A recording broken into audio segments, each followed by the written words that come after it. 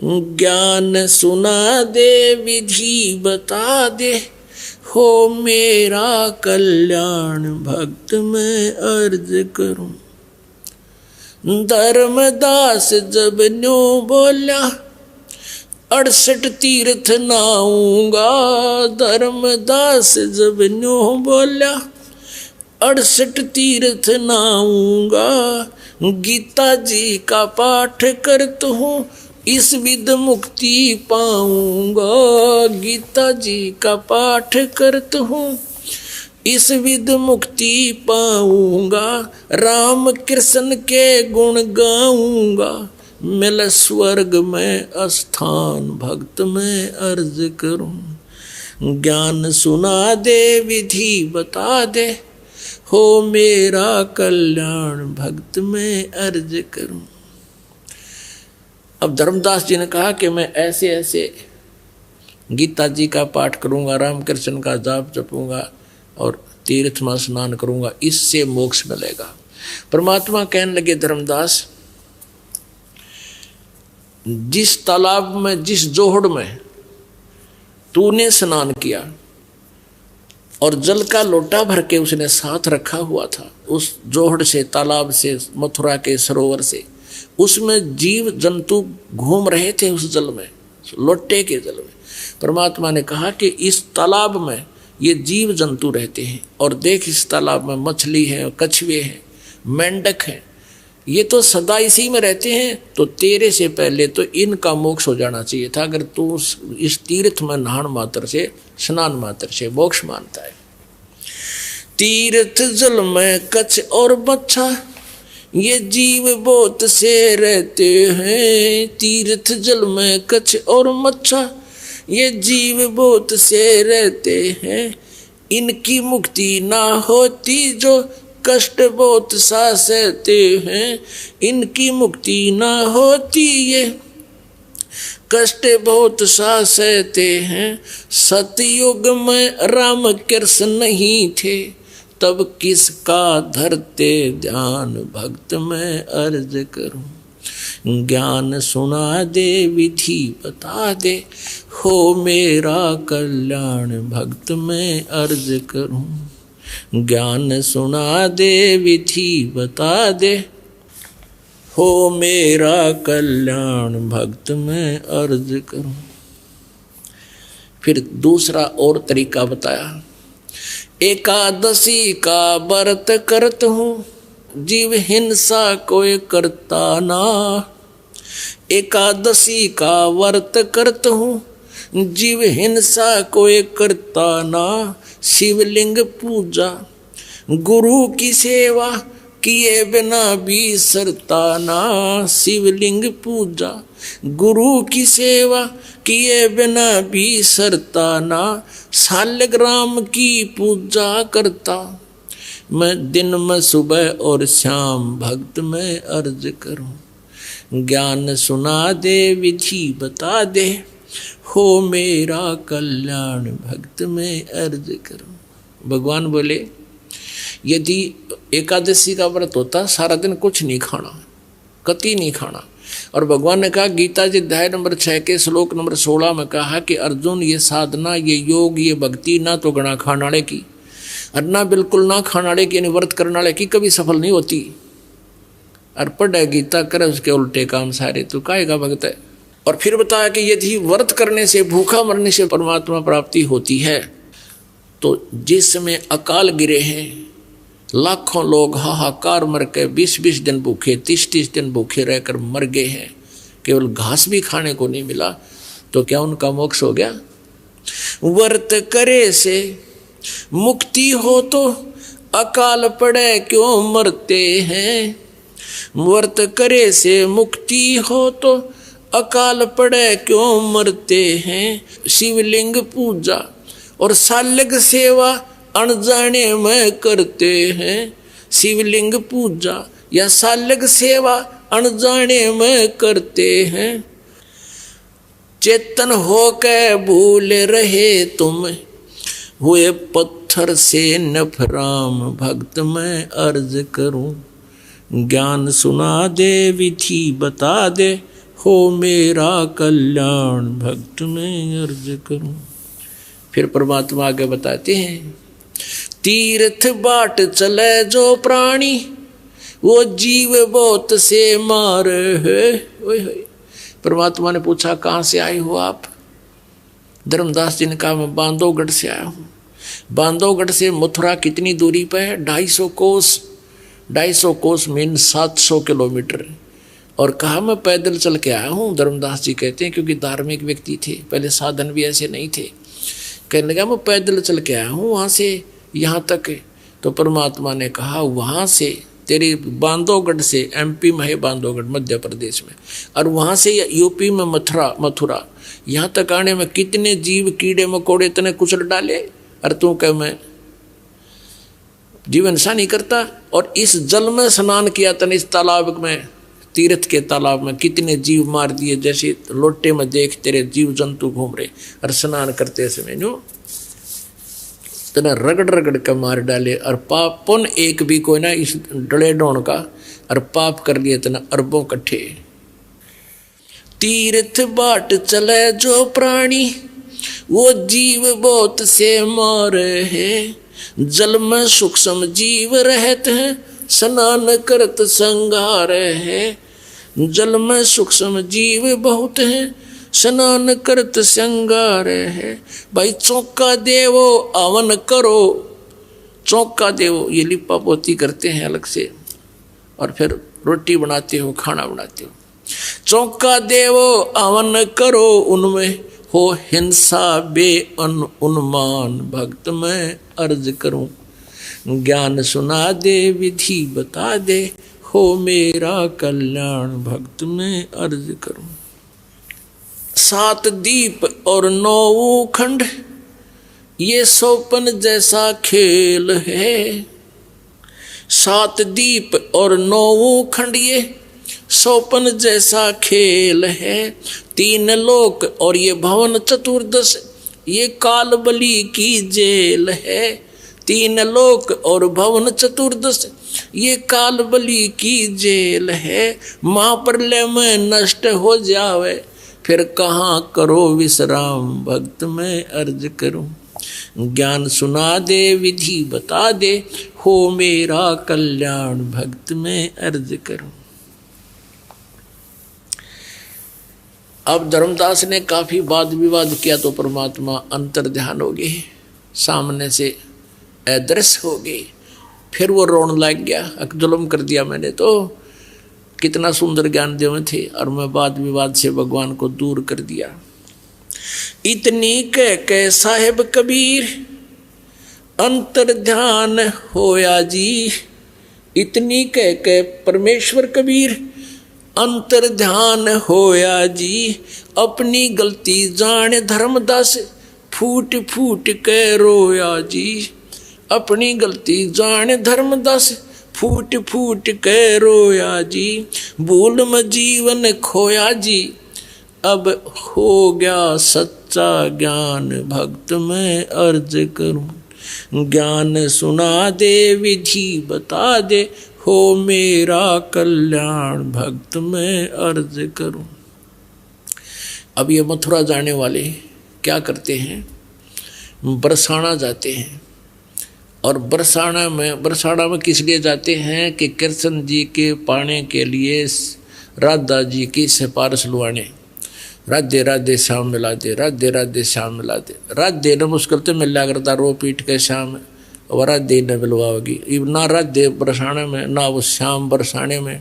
और वो राधे और श्याम की मान ले थारा सिफारिश लाग बीगी तो कृष्ण जी प्राप्त होगा, विष्णु जी जन्म मृत्यु में। परमात्मा कहते हैं ये महाप्रलय में सारे मर जाएंगे तब कहाँ विश्राम करोगे, कहाँ रहोगे तुम। तो क्या ये बात समझ में आएगी। पाखंड पूजा सब ही छोड़ी मन चाहा न तीर्थ नाने को। पाखंड पूजा सब ही छोड़ी मन चाया ना तीर्थ नाणे को, वापस घर को चल पड़ा तज उस वृंदावन बरसाने को। वापस घर को चल पड़ा तज वृंदावन बरसाने को। हे बंदी छोड़ तेरे पाने को, अब खोजूं अपनी जान भक्त में अर्ज करूं। ज्ञान सुना दे विधि बता दे, हो मेरा कल्याण भक्त में अर्ज करूं। रो रो रुदन मचावन लाग गया एक धर्म यज्ञ रचाई जी। रो रो रुदन मचावन लाग गया एक धर्म यज्ञ रचाई जी। दीन दयाल दया के सागर आके सुरत दिखाई जी। दीन दयाल दया के सागर आके सुरत दिखाई जी। रामपाल मुक्ति तब पाई जब मिले कबीर भगवान भक्त में अर्ज करूं। ज्ञान सुना दे विधि बता दे, हो मेरा कल्याण भक्त में अर्ज करूं। अब परमात्मा कबीर जी ने धर्मदास जी को यथार्थ ज्ञान समझाया। बच्चा, इस तीर्थ में स्नान करने से कोई लाभ नहीं है, और गीता जी में जो ज्ञान लिखा तुम उसका अनुसरण नहीं कर रहे हो, आप पढ़ रहे हो गीता जी को, आप भगवान के आज्ञा का उल्लंघन कर रहे हो, अवहेलना कर रहे हो, आप दोषी हो रहे हो। अब जैसे पुराणों में जो मार्ग है भक्ति का, पुण्यात्माओं आप जी ने बहुत ध्यान से सुनना पड़ेगा, ये तत्व ज्ञान है कि पुराणों में जो हमने पुराणों से केवल परमात्मा को पहचानने के लिए जो आवश्यक सामग्री है उसका सहयोग लेना है। उसके बाद जो पुराणों में पूजा की विधि है, यदि वो वेदों से और सूक्ष्म वेद से, चारों वेदों से और सूक्ष्म वेद से मेल खाती है और उन महापुरुषों की भक्ति वेव वर्षिप से मेल खाती है जिन्होंने भगवान मिले, खुद आकर मिले, उनको अपना भक्ति विधि बताई और उन्होंने उसी मंत्र के जाप का प्रमाण दिया, तो वो अगर पुराणों में मिलती है तो उसको हम ठीक मान लेंगे या ठीक से, क्योंकि विधि तो अपने को पता ही है। हमने अपनी विधि जो हम कर रहे हैं उसको प्रमाणित करना है, उसको ये देखना कि उस महापुरुष ने भी यही मंत्र जाप किए थे, वेद भी यही बताते हैं, गीता जी भी यही बताती है और परमात्मा ने भी यही बताया है। तो इससे हमें कॉन्फिडेंस हो जाएगा, हम डगमग नहीं होंगे कि हम जो कर रहे हैं वो सही है। और इतना होने के बाद तभी हम भक्त बनेंगे।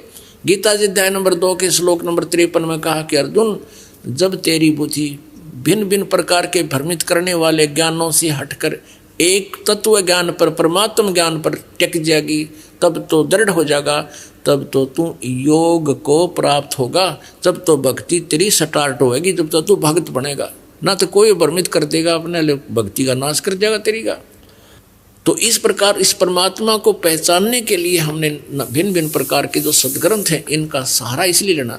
जैसे पुराणों में जो वे ऑफ वर्शिप है वो पूरी नहीं है। जैसे शिव पुराण में, विष्णु पुराण में कहीं लिखा है कि एक देवता ने या ऋषि ने बताया, हरम कलम ये जाप कर लो, हरम कलम, और कितना कुछ बता रहे। तो ये तो ऐसा है जैसे अलग अलग जड़ी बूटियां हैं, और अज्ञानी जिसने ज्ञान नहीं वो वैद नहीं, और वैद की फीत ला रहा है, उसने कितना एक अरड़ ले ली, एक ले लिया थोड़ा सा कोई और सूंठ, वो दोनों कूट कर धर ली, बता दी बीमारी का पूरा इलाज नहीं।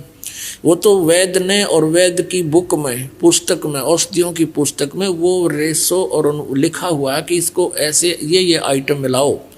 तो परमात्मा ने सूक्ष्म वेद में वो कंप्लीट मंत्र बना रखा है, वो चूर्ण बना रखा है, औषधि बना रखा है, जिसमें 7 आइटम हैं जो आपको दिए जाते। इन 7 आइटमा में तय कोई तो अरड़ चाबा है, यानी एक भगत कहने लगा सत्संग सुन के इस दास से, जो बोला जी मैंने तो माया का मंत्र दे दो और छोड़ दो सारे, है बेवकूफ, एक अरड़ खान तो काम चला, रो काटना दी रगे। तो हम ऐसे हैं, तो कोई तो श्रम ये जो आपको मंत्र दिए जाते हैं इनमें से एक का रट्टा लगा रहे। ऋषि में ऋषि, वर्तमान तो ये खत्म है बिल्कुल, वो तो पहले ऋषियों की थी। जैसे एक किलम ये मंत्र है, इससे सिद्धि आ जाती है। एक जो कश्यप नाम के ऋषि थे उसने सिद्धि प्राप्त कर ली मंत्र से, और उसमें ऐसी सिद्धि आ गई कि किसा भी सर्प डंक मार दे उसके विष को उतार कर मरे होकर भी जीवित कर दे, जय उसकी आयु शेष होता है। अले इससे वो मैं ऋषि को आ गया, एक हल्दी की गांठते हैं अर्पण सारी को आ गई है। तो पुण्यात्मा अब आपको ज्ञान होगा, वो इंसान आज है, वो इंसान लाखों वर्ष पहले था। अब आज का इंसान इतना इंटेलिजेंट हो गया कि इसने ऊपर सैटेलाइट बना लिया और जहाज बना लिया। तो ये जो काल ने इस विद्या का जो हमने सदुपयोग करना था उसको दुरुपयोग की तरफ लगा दिया, एटम बम बना लिए हैं। और वो अब इस विद्या का लाभ यही है कि हम परमात्मा को पहचानेंगे, ना तो भगवान यह विद्या कते नहीं देता, देने नहीं देता। 4 युग बीत के कोई नहीं था ऐसा। आज तो रोजी रोटी का उद्देश्य ही शिक्षा है, और पहले शिक्षा थी ही नहीं, या वैसे अपना थोड़ा बहुत अक्षर ज्ञान कर लेते थे, बाकी अपनी रोजी रोटी टाइम पास करना ही है। पृथ्वी पर चाहे महल बना लेते, झोपड़ी गाल कर ले, रोटी 2-4 ही खानी है, चाहे कितना धन जोड़ के धर ले, सारा यहीं रह जाना है। तो इस दृष्टिकोण से अब मनुष्य कितना विद्वान बन गया अपने आप में, और पहले भी वो इंसान था। अब हम परमात्मा को पा सकते हैं, इस शिक्षा से हम इतने इंटेलिजेंट बना दिए भगवान ने, और अब इसका हम दुरुपयोग करेंगे तो वो हमारा जीवन नाश होता है।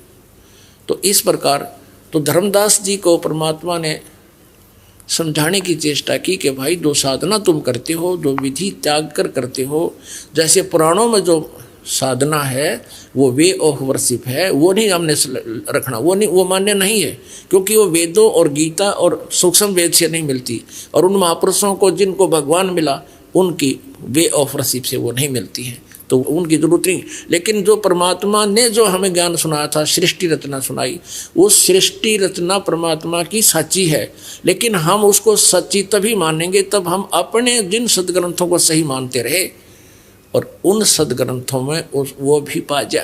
तो वही ऐसा हुआ है, तभी हमने परमात्मा के उस तत्व ज्ञान को सत्य माना है, और उसका परिणाम आप देख रहे हो। समाज में कितना विरोध है, क्योंकि एक घर में एक व्यक्ति नाम लेता है और 5 व्यक्ति लाठी ठाले उससे दिन नारी नारी तोड़ी पाड़ लेंगे। ले बताइयो कि कबीर ने भगवान बतावे, देवता पूजने भी छोड़ दिए, ये तो नाश करवाएगा, और भी बात करने लग जाए, 2-4 आसपास के भी आ जाते हैं, ले बता या नई पूजा कहाँ से ले आया। तो इस तत्व ज्ञान का और इस विज्ञान का आज हमें लाभ हुआ। ये प्रोजेक्टर है, CD है, सदग्रंथ हमारे पास है। सदग्रंथ सबके पास नहीं हो सकते, लेकिन ये सदग्रंथ फिर हमने CD में करके बंद और आपको दे दिए, DVD में आप देखो, उनको भी दिखाओ। तो इसका ये परिणाम हो रहा है कि इतने विरोध के बाद भी, और ध्रुव प्रहलाद की तरह आप अडिग होकर के भगवान के चरणों में समर्पित हो रहे हो। पुणात्मा इस जीवन का यदि लाभ है तो परमात्मा पाना है, ना तो पशु पक्षी की तरह दुनिया कर्म करते हुए ये मनुष्य जीवन भी व्यर्थ हो जाता है। तो यहाँ धर्मदास जी को बताया परमात्मा ने कि तुम वेद पढ़े पर भेद न जाने, ये बाँचे पुराण 18, जड़ को अंधा पत्ते खुआवा, ये भूल गया सृजनहारा। अब जैसे आपने पढ़ा देवी पुराण में कि सतयुग के ब्राह्मण वेद के बड़े विद्वान थे, दुर्गा की पूजा करते थे, वो खाक विद्वान थे। वेद में कितने भी दुर्गा की पूजा का प्रावधान नहीं है। ये नहीं कि दुर्गा रिजेक्टेड है या दुर्गा जी का वेदों में विवरण नहीं है, विवरण है, लेकिन इसका अलग स्टेटस है। और परमात्मा तो सबसे न्यारा और परम श्रेष्ठ और पूर्व पूज्य बताया गया है वेदों में, स्पष्ट लिखा है उसी की पूजा करनी, अन्य की नहीं। और दुर्गा खुद कहती है कि मेरी पूजा भी त्याग दे और केवल उसकी पूजा कीजिए। और ये सतयुग के ब्राह्मणों की यह दशा है, तो कलयुग वालों को बताया दिया वो कि सतीथी के हैं। और सतयुग के ब्राह्मण भी दुर्गा की मंदिर और उसमें उसकी पत्थर की मूर्ति रखवाया करते थे, और फिर उस मूर्ति के मुंह का भोजन खिलाते थे। परमात्मा कहे वेद पढ़े और वेद ना जाने, और ये बाँचे पुराण 18, और फिर भी इस पत्थर ने ये भोजन खवावे और भूल गए सृजनहारा। अपनात्मा ये प्रकरण तो धर्मदास जी का इतना लंबा है कि 5 दिन का सत्संग तो इससे के टॉपिक पर हो जाए जिसमें सारा ज्ञान आ जाता है। लेकिन हमने हर तरह से हर प्रकार के पहलुओं पर आपको ज्ञान देना है और परमात्मा की पहचान आपको करवानी है। अब धर्मदास जी क्या कहते हैं कि हे भगवान, या परमेश्वर ने उसको सृष्टि रचना सुनाई। अब सृष्टि रचना को सुनकर धर्मदास जी ने सारा ज्ञान प्राप्त करके और कहा भगवान, ये आगे लंबी कहानी है फिर सुनाएंगे, लेकिन अब थोड़ा सा सत्संग का समापन करना आज का। तो क्या बताया कि भगवान, क्या ये वेद और कतेब सब झूठे हैं? जो आपने बात बताई आज तक किसी ने नहीं हमें बताया। तो परमात्मा ने कहा, वेद कतेब झूठे नहीं भाई, और झूठे हैं जो समझे नहीं। परमात्मा ने उनको बताया कि ब्रह्मा विष्णु महेश नासवान है, इनकी जन्म मृत्यु होती है, और वेदों में केवल एक परमात्मा की भक्ति है, अन्य भक्ति नहीं है, किसी की साधना करने का प्रावधान नहीं है। तो कहता परमात्मा ने पहले तो ये बताया था कि कोई भी एक पूजा करनी है, अन्य देवता की नहीं करनी है। तो आप परमात्मा की बातों पर विश्वास करके धर्मदास जी कहते हैं कि आप जो कह रहे हो मैं ऑब्जेक्शन नहीं करूँगा, आप सही कह रहे हो, क्योंकि डर था कदे कहीं फिर ये अंतर ध्यान ना हो जाए। तो परमात्मा, क्या फिर ये वेद और ये पुराण आदि ये सब गलत है? परमात्मा बोले नहीं, वो झूठे नहीं है। वेद कतेब झूठे नहीं भाई, झूठे हैं जो समझे नहीं। इनमें सच्ची लिखी हुई, लेकिन ये तुम्हारे गुरु ब्राह्मण ऋषि ये इन वेदों और पुराणों को, इन कतेबों को समझ नहीं सके, ये झूठे हैं, ज्ञान सच्चा है। तो धर्मदास जी को परमात्मा फिर आगे ज्ञान सुनाने लगे, वो फिर शाम को बताएंगे। बोलो सतगुरुदेव जय हो।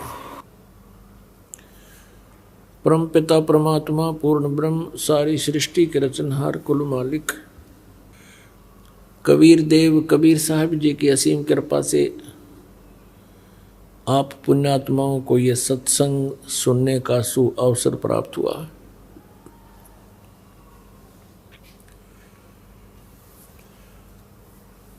जैसा कि हमारे सभी सदग्रंथ प्रमाण कर रहे हैं, हमारे सदग्रंथों में प्रमाण उपलब्ध हैं।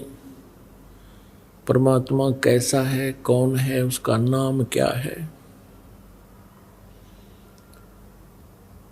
और उस परमात्मा को पाने के लिए कौन कौन सी साधनाएं हैं, वो हमारे सदग्रंथों में उपलब्ध है।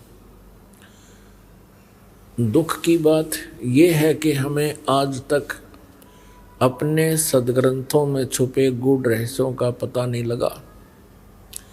कारण ये रहा कि जिनको हम संत मानते थे, ऋषि मानते थे, महर्षि मानते थे, गुरु मानते थे, वो इन सदग्रंथों से अनभिज्ञ थे, वो बिल्कुल अपरिचित थे, उनको सदग्रंथों का ज्ञान नहीं था।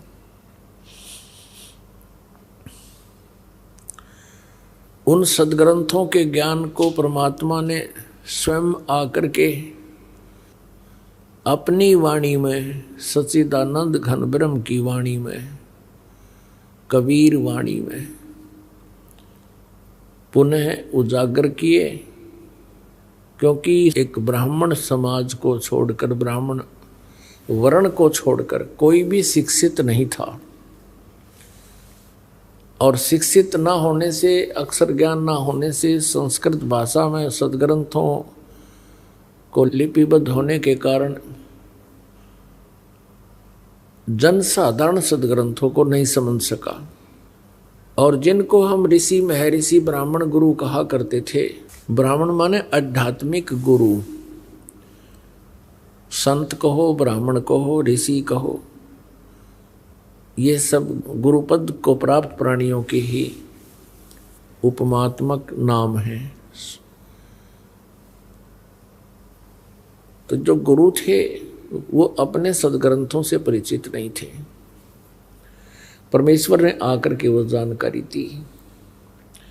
ऐसे गुरु से भ्रमित किए हुए पवित्र हिंदू धर्म में जन्मे एक पवित्र आत्मा धर्मदास जी लोकवेद के आधार से साधनाएं कर रहा था। उस पुण्यात्मा को परमात्मा आकर मिले, सतलोक से चलकर आए और एक जिंदा महात्मा, एक जिंदे साधु का रूप बनाया।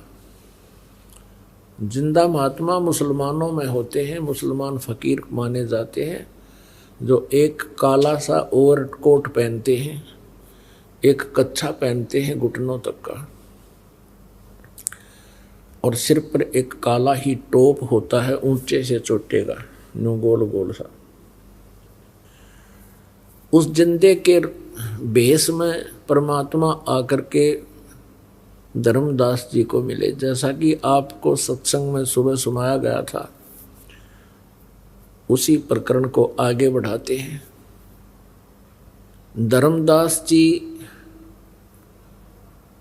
परमात्मा कबीर जी से प्रार्थना कर रहे हैं, विनती की कि हे प्रभु, आप मुझे वो यथार्थ ज्ञान सुनाइए। हमने जो ज्ञान सुना है वो आपके ज्ञान से भिन्न है, और आप जो ज्ञान सुना रहे हो ये वेदों और कतेबों यानी पुराणों आदि में उपलब्ध नहीं है। तो क्या ये वेद और ये पुराण, कतेब, किताब, पुस्तक, होली बुक, क्या ये झूठे हैं?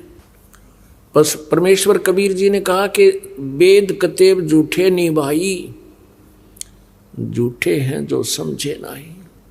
ये पुराण और ये वेद और श्रीमद् भगवत गीता ये झूठे नहीं हैं। इनको जो समझ नहीं सका वो झूठे हैं। किस प्रकार? जैसे परमेश्वर कबीर जी ने कहा कि ब्रह्मा विष्णु महेश नासवान हैं, इनकी जन्म मृत्यु होती है, दुर्गा इनकी माता है, और ज्योति निरंजन काल इनका पिता है। तो धर्मदास जी इस स्थिति में नहीं थे उस समय कि वो ये कह दें कि आप गलत कह रहे हो, क्योंकि उसको एक झटका लग चुका था। वो ज्यादा ही वाद विवाद कर रहा था, तो परमात्मा अंतर्ध्यान हो गए थे। सारी रात बिलखता रहा, तड़पता रहा कि प्रभु एक बार दर्शन दे दो, मैं फिर विवाद करूं को नहीं। परमेश्वर दयालु है, वो तो उद्देश्य इससे ही आए थे कि किसी प्रकार ये मुझे पहचान ले मेरे बच्चे, इनको यहाँ भी सुख दूंगा। पुण्यात्मा, सतयुग में ये प्राणी इस काल के लोक में बहुत सुख महसूस करता है। लाखों वर्ष की आयु, स्वस्थ शरीर होता है, स्वस्थ शरीर होता है और लाखों वर्ष की आयु होती है, और बाग बगीचे फल खूब फलदार होते हैं। पिता से पहले पुत्र की मृत्यु नहीं होती, स्त्री विधवा नहीं होती, और बहुत शुद्ध वातावरण होता है। तो उस सुख को पुण्यों के आधार से काल भगवान ने दे रखा था। अब त्रेता युग में कुछ पुण्य कम हुए, इन प्राणियों के कष्ट बढ़ने लगे। द्वापर में और कम हो गए और ज़्यादा थोड़ी सी तकलीफ इनको होने लगी।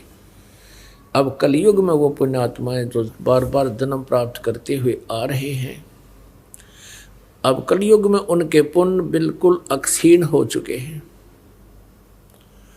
अब पुण्यात्माओं, परमात्मा प्रसन्न हो गए आप पे, क्योंकि आपके लिए इस अनमोल ज्ञान को आप तक पहुंचवा दिया।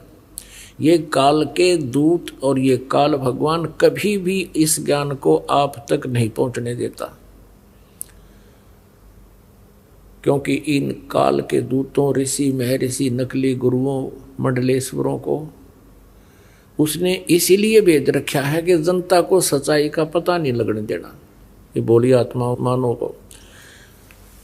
और जिस कारण से वो काल प्रेरित होकर के इस सत्य का घोर विरोध करते और करवाते रहे हैं।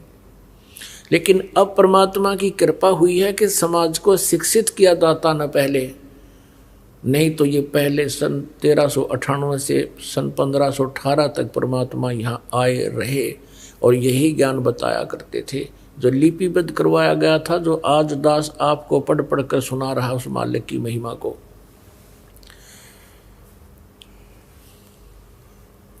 तो उस समय इन नकली गुरुओं ने इस ज्ञान को हम तक नहीं आने दिया और कबीर जी का एक घोर विरोध करवाया।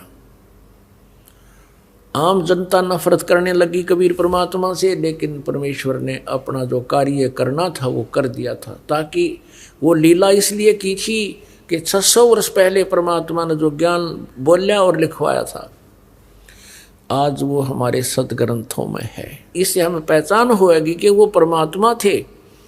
अक्सर ज्ञान ना होते हुए भी सदग्रंथों के गुण रहस्य उन्हें अपनी सच्चिदानंद घन ब्रह्म की वाणी में, कबीर वाणी में लिपिबद्ध करवा दिए। तो वो परमात्मा आपको चाहता है कि अब भी सुख दूंगा, आप देख लेना, ये ज्ञान पूरा विश्व में जाएगा।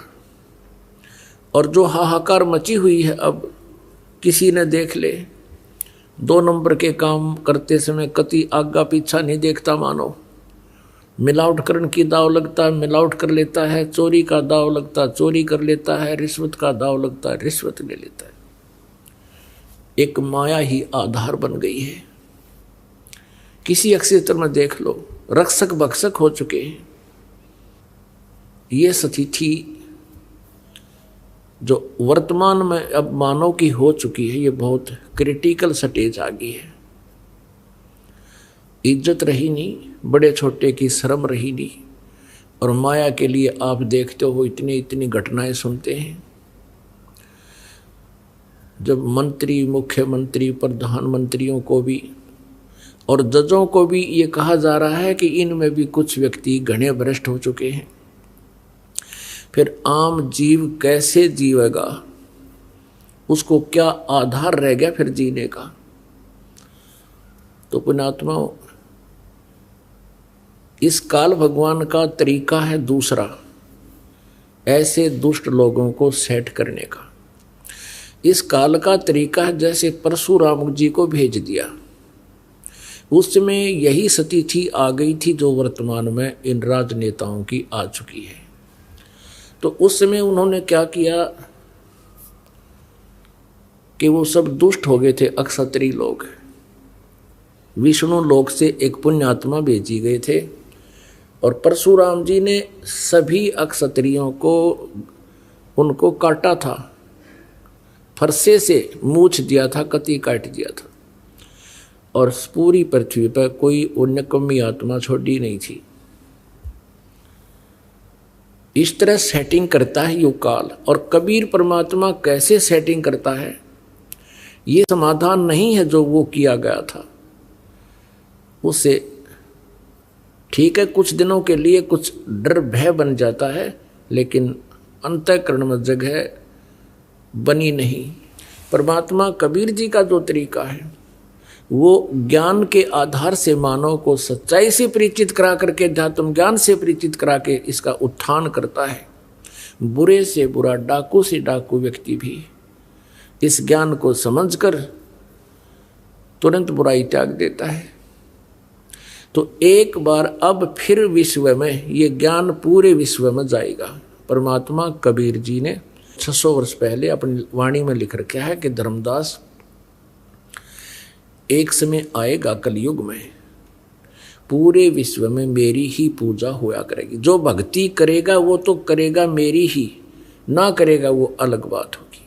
और परमात्मा के चाहने वाली पुण्यात्माओं का किसी भी धर्म मजहब में कमी नहीं है, लेकिन उनको रास्ता ठीक ना मिलने से वो अपने अपने उस लोक वेद अक्षेत्रीय ज्ञान के आधार से फिर भी वो कोई ना कोई प्रयत्न परमात्मा के लिए कर ही रहे। तो अब एक बार फिर पुनः ऐसी स्थिति आएगी जैसे सतयुग में थी। इन कुछ पंथ ऐसे हैं जैसे राधा स्वामी पंथ, धन धन सतगुरु पंथ, इन जब बैठा दिया निरंकारी पंथ, और ये दूसरे जो हैं बाल योगेश्वर अंसा देश वाले पंथ, इन्होंने ऐसा जुल्म कर दिया, ऐसा लोक वेद बनवा दिया इन काल के दूतों के माध्यम से। ना तो ये ज्योति लगाने देते घी की, कहते हमने ज्योत नहीं लगानी, हमने तो अंदर ज्योत पालनी है, अंदर ज्योत देखनी है। अंदर ज्योत वो काल है उसका के देखोगे अंदर की जोत का, उसने अर्जुन ने देखी थी वह जोत, वो ज्योति निरंजन अर्जुन ने देखा था जब उसने विराट रूप धारण कर दिया, कलेजा पाट गया होता सारा कापा खड़ा खड़ा, और तुम थरती दिखा दिया तो हार्ट अटैक हो जाएगा। धार्मिकता इन पंथों ने नष्ट कर दी। ये कहते हैं ना धर्म करना, ना दान करना, ना कोई जोत लानी, ना कोई अवन पाठ करना, बस के करना समाधि लाना 2.5 घंटे सुबह 2.5 घंटे शाम, और ये 5 नाम जाप करना, निरंकार ओंकार ज्योत निरंजन सोहम और सतनाम, अकाल मूर्त शब्द स्वरूपी राम और सतपुरख। ये बकवाद गढ़ रखी सारी, ये यूजलेस नाम है, इनका कोई मंत्र कहीं अस्तित्व नहीं है। वो परमात्मा के पाने के मंत्र भी ठीक नहीं इनके। पहले हम विशेषकर हिंदू समाज में प्रत्येक के घर में जोत जला करती घी की। अब ये करोड़ों की संख्या में राधा स्वामी धन धन सतगुरु पंथ वाले हैं, और कोई भी जोत तक नहीं लाता, बंद करवा दी। काल न तक कर्म फुड़वाने हैं इनके सबके। गीता जी अध्याय नंबर 3 में श्लोक नंबर 10 से लेकर 15 तक स्पष्ट किया है कि सभी प्राणियों की 14-15 में, अध्याय नंबर 3 के 14-15 में किया कि सभी प्राणियों का शरीर अन्न से उत्पन्न होता है, अन्न वर्षा से होता है, वर्षा यज्ञ से होती है, और यज्ञ शास्त्र अनुकूल साधना से होते हैं, और यहाँ शास्त्र अनुकूल कर्मों से यथार्थ यानी सही यज्ञ उससे होती है। और यज्ञ उत्पन्न हुए काल से, ब्रह्म से, क्योंकि ब्रह्म काल के लोक में आए तो हमने कर्म करने पड़े, और कर्म का ही फल मिल रहा है। यहाँ पर सतलोक के अंदर कर्म नहीं थे, वह निष्कर्म जो है मुक्ति हमें प्राप्त थी, बिना काम किए मिल रहा था, लेकिन वो सुख हमसे उठा नहीं, और हम यहाँ काल के जाल में आकर अब डले ढो रहे हैं। सारा जीवन बीत जाता है इस व्यक्ति का पेट के लिए, कठिन से कठिन प्रयत्न करता है, दिन रात नहीं पड़ता, दिन में धंधा करता है, रात में उसी की चिंतन करता रहता है, और वो भी पूरा नहीं होता है। तो परमात्मा काल के यहाँ आए तो कर्म लगे, ब्रह्म न कर्म लगाए, और ब्रह्म की उत्पत्ति हुई परम अक्षर ब्रह्म से, सच्चिदानंद घन ब्रह्म से, उस सर्वगतम ब्रह्म से, सर्वव्यापक ब्रह्म से, सबका कुल मालिक से। और वही ब्रह्म, वही परम अक्षर ब्रह्म सभी धार्मिक अनुष्ठानों में पूज्य है, वही प्रतिष्ठित है, उसी को इष्ट मानकर पूजा करनी चाहिए। तो अब यहाँ क्या हो रहा है कि वही 5 यज्ञ, एक यज्ञ है धर्म की, दूसरी यज्ञ है ध्यान, और तीसरी यज्ञ हवन की, चौथी यज्ञ प्रणाम, और 5वीं यज्ञ है ज्ञान की। ये 5 यज्ञ अब यहाँ सतलोक आश्रम बरवाला में है, इस पृथ्वी पर और है नहीं कहीं पर भी। शास्त्र अनुकूल साधना नहीं है। तो इन 5 यज्ञों को करते हुए, जैसे हवन यज्ञ, एक यज्ञ है धर्म की, जैसे यहाँ भंडारा चलता है दिन और रात, कभी भी पुण्यात्मा देर सवेर कभी आ जाते हैं, उनको हर समय आहार उपलब्ध होगा, भोजन तैयार मिलेगा। ये धर्म यज्ञ है। और दूसरी यज्ञ है ध्यान। यहाँ आने वाले पुण्यात्मा को परमात्मा का ही चिंतन ध्यान रहेगा। सत्संग सुनेगा तो भगवान का चर्चा, बैठ कर बतलावेंगे आपस में भगत जन, अपनी अपनी उपलब्धि और ज्ञान सुनाएंगे तो भी चिंतन भगवान का, ध्यान भगवान का, मेडिटेशन भगवान का। हमने ध्यान को मेडिटेशन मान लिया। मेडिटेशन मीन्स हठ योग।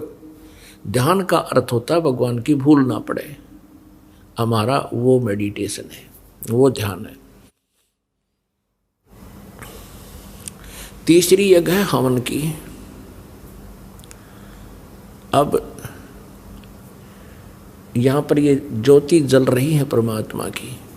अब जैसे वेदों में ऐसा नहीं है कि बठवाड़ा लकड़ गिर जो उसमें सुबह करें चम्मच ठोक ठोक के।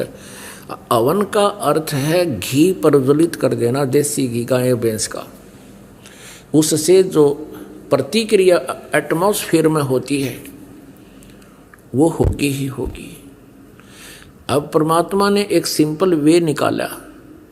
एक रुई, एक 100 ग्राम रुई, गणित 200 ग्राम रुई से आप चाहे 2 क्विंटल घी सवा कर लो, और यदि लकड़ियों में डालोगे तो उसमें मनमाना 20 किलो लकड़ियों में काम बने। तो 20 किलो लकड़ी जड़ेंगी, उनसे कार्बन डाइऑक्साइड अधिक हुआ। और एक 100 ग्राम 150-200 ग्राम रुई जड़ेगी, उसमें कार्बन डाइऑक्साइड बहुत ही कम होगा और हवन घी पर बदलित होगा। उसका जो वाष्पीकरण हो करके पूरे ब्रह्मांड में इसका बहुत तीव्र गति से इफेक्ट होता है, जिससे वर्षा होती है। तो अब ये धार्मिक अनुष्ठान पूरी पृथ्वी पर प्रारंभ हुआ है। तो ऐसे परमात्मा बहुत अच्छी तरह समय समय पर वर्षा किया करेंगे, जो पूरा विश्व इस तरह की साधनाएं किया करेगा। यहाँ तो हवन हो ही रहा है, अब लगभग 600 पाठ हैं, और 600 का मतलब 600 किलो देसी घी यहाँ हवन होगा, 6 क्विंटल का, इन 4 दिन में। और प्रति महीने 5 क्विंटल घी का लगभग हवन हो रहा है परमात्मा कबीर जी के आदेश अनुसार। एक यज्ञ है धर्म की, दूसरी यज्ञ है ध्यान, तीसरी यज्ञ है हवन की, चौथी यज्ञ प्रणाम। या प्रणाम करते हैं भगवान को, आत्मा में विनम्रता आती है, अहंकार दूर होता है। परमात्मा तभी निकट आता जब हमारे अंदर से ये करड़ापन कम हो जाएगा। हमारे अंदर ये जो अहंकार है बेमतलब का, बगैर ज्ञान के अहंकार किया करते थे। अदरंग मार जाता अफलातून को, हैं बांगा मुँह हो जा, आँख टेढ़ी हो जा, मुँह का पानी निकले, माखी लिकड़े और बड़े हाथ भी ना उठे, क्या का अभिमान इस मिट्टी का। लेकिन काल ने तो कर्म बिगड़वाने से मतलब है। और 5वीं यज्ञ है ज्ञान की। तो ये सभी धार्मिक अनुष्ठान शास्त्र अनुकूल जो प्रारंभ हुए हैं, इससे पूरे विश्व में सभी समृद्ध हो जाएंगे। और सबसे बड़ी बीमारी जो हमारे लगी हुई है या माया जोड़न की है, एक कोठी की बजाय 2 कोठी बना लो, फिर 3 बना लूँ, छोटी कार ले ली, फिर ने सोचा 20 लाख की ले लूँ। ये बकवाद खत्म हो जाएंगी आपकी कति। और लोग दिखावा ब्याह शादियों में बकवाद, डीजे बजावें, कितने लाखों रुपये दान करें, दहेज दें। तो ये इस प्रकार की बिल्कुल आपकी आत्मा हट जाएगी इन बकवादात है। अब जो हम सारा दिन सारा जीवन में पैसा जोड़ने के लिए व्यर्थ करते हैं समय, फिर आपका 20% जो प्रयत्न परिश्रम आप कर रहे हो ना, 20% प्रयत्न में आपका रोजी रोटी घना बढ़िया चला करेगा और बरकत होया करेगी। परमात्मा ना जाने कित कह दे देगा और किस तरह कर देगा, उस मालिक की महिमा से आप परिचित नहीं हैं। क्योंकि आध्यात्मिक ज्ञान बिल्कुल विनाश हो चुका है। भगवान की स्थिति से हम बिल्कुल अपरिचित हो गए हैं। क्योंकि जो भगवान की महिमा गुण हम सुना करते थे, कभी किसी युग में हुआ होगा, कोई कथा सुनी थी, वो अब वर्तमान में हम कहीं देख नहीं रहे थे। इसलिए हम उन कथाओं को एक आस्तिक होने के नाते झुठला भी नहीं सकते थे। लेकिन वर्तमान में हमारे साथ ऐसी घटना जो भगवान किया करता है, जो भगवान बचाव किया करता है, वो नहीं हो रही थी। इसका कुछ दिनों में परिणाम क्या निकलता कि हम सभी नास्तिक हो जाने थे। घर में सबके घटनाएं घटने लग जाती और भगवान से दूर हो जाती। एक बार ये दास सत्संग कर रहा था, वहाँ एक बहन को ले आई कोई हमारी बंदी छोड़ की बेटी, यानी हंस भगतनी। 4-5 दिन का सत्संग था, कहीं हम कर रहे थे शहर में।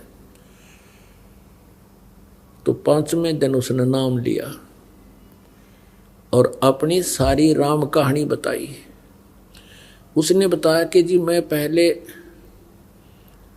बहुत आस्तिक थी, सभी जैसे भी अपने हिंदू धर्म में जो पूजाएं हैं सारी किया करती थी, और भी आसपास जो अपने इष्ट देव जैसे परंपरागत हैं, किसी का गरीबदास जी की पूजा थी, किसी का और श्याम जी की पूजा थी, कहती है सारी कराया करती थी। भगवान विष्णु, भगवान शिव और शेरा वाली माता और संतोषी माता के सबके पाठ कराया करती थी, व्रत भी करती थी। तीर्थ धाम जो भी बताए वहाँ भी मैं जाया करती थी। तो जब मेरे पुत्र का जन्म हुआ, जब पुत्र लगभग 1 या 2 वर्ष का होगा, मेरे पति की मृत्यु होगी। अब मैंने दोबारा शादी नहीं करवाई इस उद्देश्य से कि मेरे पुत्र की दुर्गति हो जाएगी और इसका जन्म नरक बन जाएगा।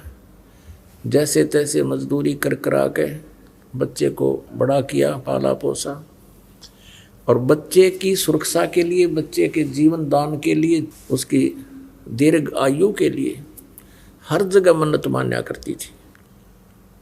एक दिन वो बच्चा +2 में पढ़ रहा था। उसने कहा, माता जी मुझे मोटरसाइकिल दे दो। मोटरसाइकिल लूँगा, सभी बच्चे जाते हैं। अब मैं डरती थी कहीं मेरा बेटा दुर्घटनाग्रस्त ना हो जाए, चोट ना लग जा। मैं नहीं चाहती थी उसको मोटरसाइकिल दूँ, लेकिन वो दुखी घना हो गया। और मैं ये सोचती थी कि कहीं ये बेटा न्यू महसूस ना कर ले, आज मेरा पिताजी होता तो मुझे सब वस्तुएं मिलती और माँ मुझे ये उपलब्ध नहीं करवा रही। तो उसकी हट को देखकर मैंने इस दृष्टिकोण से सोचकर जैसे तैसे एक मोटरसाइकिल की व्यवस्था कर दी। वो अपने मित्र को साथ लेकर के प्रतिदिन अपने कॉलेज में जाता था, विद्यालय में जाता था। एक दिन बता रही थी कि मैंने खाना बनाया, बच्चे को खाना खिलाया। वो अपना मोटरसाइकिल लेकर प्रतिदिन की तरह निकल गया, अपने साथी को उसके घर से लिया, चला गया। और मैंने वो कुछ शेष 2 व्यक्तियों की रोटी थी, मैंने शेष 2-4-5 रोटी थी वो बनाई और बना के हाथ धो के मैंने नहीं सोचा था तू रोटी खा ले। खाना खाने के लिए गिलास तोड़ा था, इतने में उसका मित्र भागा भागा आया और उसके भी हाथ से कहीं चोट लगी हुई थी, रक्त बह रहा था, उसके घुटनों से कपड़े फटे हुए थे। मैं एकदम सख्ते में आ गई और पूछा, बेटा क्या हो गया? उसने कहा, आंटी हमारा एक्सीडेंट हो गया, बाई का चोट घनी लगी। और मैं उसी समय वो गिलास नो का नो हाथ से छूट गया, नंगे पैरा, सिर पर कपड़ा नहीं, भाग ली उस बच्चे के साथ साथ जिधर वो बता रहा था। वहाँ जाकर देखा कि वहाँ कुछ रक्त, एक्सीडेंट दुर्घटना के बाद जो गिरता है वो रक्त पड़ा हुआ था, मोटरसाइकिल टूटी पड़ी थी, बच्चे को मेडिकल ले जा चुके थे, हॉस्पिटल ले जा चुके थे। वहाँ पहुँचते ही पता लगा कि बच्चे की डेथ हो गई है। उस हॉस्पिटल के दीवार का टक्कर मारी और सिर फट गया, 7 टाँके आए मेरे सिर में। काफी देर में होश आया। उसके बाद मैंने वो सभी देवी देवता जितनी भी पूजा में करा करती उठाकर कुर्डियां पे फेंक दी, अब कहीं भगवान नहीं है। और काल यही चाहता है कि ये नास्तिक हो जाए, फिर परमात्मा आवे मारे जाइयो माथा है उनके साथ, कितनी मत्था पे चाई कर लियो, ये सुने को ना भगवान है को नहीं। फिर उस बहन ने आगे बताया कि आपके द्वारा जो उपदेश प्राप्त है, परमात्मा कबीर जी की शक्ति से उनको जो सुख हुआ है, उनकी जो प्रोटेक्शन हुए हैं, जिस तरह मेरे पुत्र का एक्सीडेंट हुआ ऐसे ये बहन जो मुझे लेकर आई, इसके बेटे का एक्सीडेंट हुआ, लेकिन ये सारा टूट फूट के भी आज जीवित है वो लड़का। ये मेरे से 1 साल से लग रही थी मेरे पीछे कि तू एक बार शरण ले ले, अगर तूने पहले शरण ले रखी होती तेरा बेटा नहीं मरना था, मैं गारंटी देती हूँ। वो बहन बता रही थी कि आपके उपदेशी ने, दीक्षागृत बहन ने मुझे बहुत कहा, लेकिन मैं नास्तिक हो चुकी थी कि नहीं सब झूठ है, मैं नहीं मान सकती कि भगवान ऐसा सुख दे सकता है। अब मैंने 4 दिन लगातार सत्संग सुना है और यहाँ बहुत सी बहन भाइयों ने अपने दुखों का निवारण ऐसी ऐसी घटनाएं बताई हैं। मेरे कुछ आशा हुई है कि शायद भगवान हो सकता है, और फिर इस ज्ञान से मुझे निर्णय हो गया है कि परमात्मा हमें मिला ही नहीं था। तो पुणात्मा परमात्मा कबीर जी भी आकर के इस काल को लताड़ते हैं कि दुष्ट ने बड़ा जुल्म कर दिया। तूने परमात्मा की महिमा को समाप्त कर दिया, अपने आप तू भगवान बन बैठा। तो क्या बताते हैं परमात्मा कबीर जी, भला मान चाहे बुरा मान एक, ओछी चाली चाल तन, सतपुरुष बुला दिया आप जना लिया, कुछ ना सोची ही कालत नहीं। भला मान चाहे बुरा मान एक, ओछी चाली चाल तन, सतपुरुष बुला दिया आप जना लिया, कुछ ना सोची ही कालत नहीं।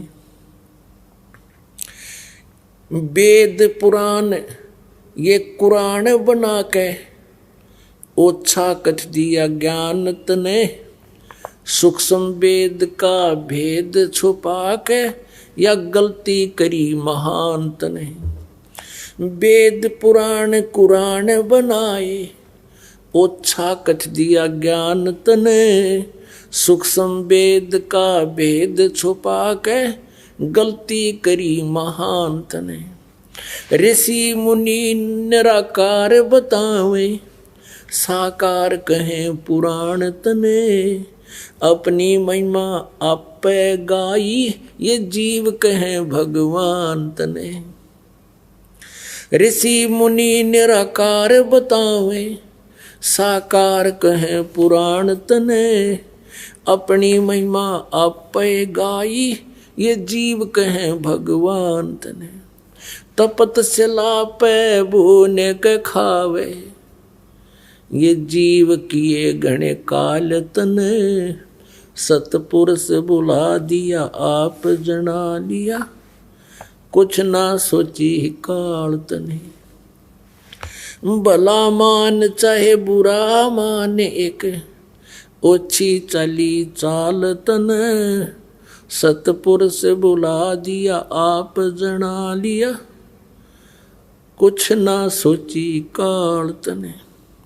ऋषि मुनि सब करे तपस्या, हे भगवान हमें मोक्ष दिए, तप करवा के राज दे दिया, फिर 184 में ठोक दिए। ऋषि मुनि सब करे तपस्या, हे भगवान हमें मोक्ष दिए, तप करवा के राज दे दिया, फिर 184 में ठोक दिए। 5 तत्व की कैद बना के, इसके अंदर रोक दिए, मोह ममता की बेड़ी हिला के, जड़ कर्म गले में तोक दिए। 5 तत्व की कैद बना के, इसके अंदर रोक दिए, मोह ममता की बेड़ी हिला के, जड़ कर्म गले में तोक दिए। काम क्रोध अहंकार लोभ का, खूब बनाया जाल तने, सतपुरुष बुला दिया आप जना लिया, कुछ ना सोची काल तने। भला मान चाहे बुरा मान एक, ओछी चली चाल तने, सतपुरुष बुला दिया आप जना लिया, कुछ ना सोची काल तने। एक माई का पति मर्यावा, दुख में माथा फोड़े थी, मेरे बेटे की तो खैर राखिए, न्यू हाथ तेरे ते जोड़े थी। एक माई का पति मरा वो, दुख में माथा फोड़े थी, मेरे बेटे की तो खैर राखिए, न्यू हाथ तेरे ते जोड़े थी। उस दुखिया का एक बेटा, वह बेटे पे दिन तोड़े थी, अपने पूत की खैर के लिए वो तेरे देई धाम को दौड़े थी। उस दुखिया का एक बेटा, बेटे पे दिन तोड़े थी, अपने पुत्र की सुरक्षा के लिए तेरे देई धाम पर दौड़े थी। उसके आगे ओ भी खा लिया, कति करी ही न टाल तने। सतपुरुष बुला दिया आप जना लिया, कुछ ना सोची ही काल तने। भला मान चाहे बुरा मान एक ओछी चली चाल तने। सतपुरुष बुला दिया आप जना लिया, कुछ ना सोची ही काल तने। एक तरफ तो कंस बनाया और बनाया कृष्ण भगवान तू ही। अपना स्वार्थ सिद्ध करने को ये बना दी चारों खान तू ही। एक तरफ तो कंस बनाया और बनाया कृष्ण भगवान तू ही। अपना स्वार्थ सिद्ध करने को ये बना दी चारों खान तू ही। सतगुरु जी की मेर हुई तब अमन तेरी जान हुई। ओछी उपासना सारी ये छुटगी, अब बुरे कर्मों से आन हुई। सतगुरु जी की मेर हुई तब अमन तेरी जान हुई। ओछी उपासना सारी ये मिटगी, ये बुरे कर्मों से आन हुई। राम देवानंद धन मेरे सतगुरु, उद्धार दिया रामपाल तन। सतपुरुष बुला दिया आप जना लिया, कुछ ना सोची ही काल तने।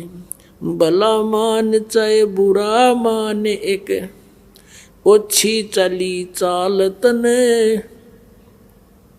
सतपुरुष बुला दिया आप जना लिया, कुछ ना सोची काल तने।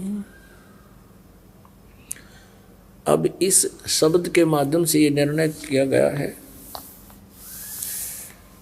कि परमात्मा ने इस काल को आकर धिक्कारा और कहा कि तू राजी रह या दुख पा, काल तूने बहुत जुल्म कर दिए। क्या बताते हैं कि तूने सतपुरुष पूर्ण परमात्मा अर्थात मेरी महिमा का नामो निशान मिटा दिया और अपने आप तू भगवान बन बैठा। अपने आत्मा परमात्मा कहते मुल्ला माया मग में बैठी अंसा चुन चुन खाई। ये ज्योत स्वरूपी कहे निरंजन में ही करता भाई। अब आपको थोड़ा सा झलक दिखाते हैं परमात्मा की महिमा का। ये देखिएगा शिव पुराण में आपको दिखाते हैं, ये काल कहता है कि मैं ही परमात्मा हूं और भगवान नहीं है। शिव पुराण गीता प्रेस गोरखपुर से प्रकाशित है। संपादक हैं हनुमान प्रसाद, प्रकाशक और मुद्रक हैं गीता प्रेस गोरखपुर। एक समय ब्रह्मा जी और विष्णु जी का आपस में इस बात पर विवाद हो गया। ब्रह्मा जी कहते हैं मैं सृष्टि रचनहार हूँ और विष्णु जी तू मेरा पुत्र है, तेरी उत्पत्ति मेरे से हुई है। और विष्णु जी कहते हैं नहीं मैं तेरा पिता हूँ, तेरी उत्पत्ति मेरी नाभि कमल से हुई है।